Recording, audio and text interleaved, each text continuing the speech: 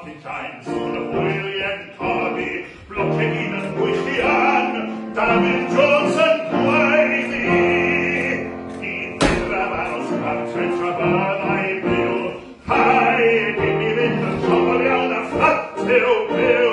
Oia! Fflat yw byw yn hwyl o heno, sŵn cofian mor mi byddai fynd i orio. Mi wisgau gampi gorio tra byddai byw, os rhaid fynd yn llofol iawn a fflat yw byw.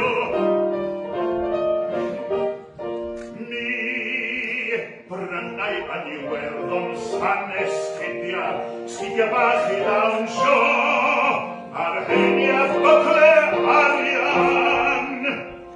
Mi fyddai'n wrgon heddi tra byddai'n byw, os da ni fynd yn llofol iawn ar fflat yw byw. Cagwch chi hofia!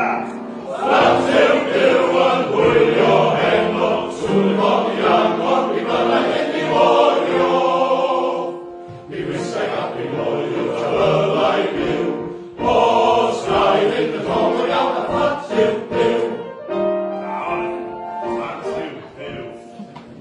Mi gadwai y fflat fel parlwr gore, fi'n sgwrio nawr a llai o ben bore.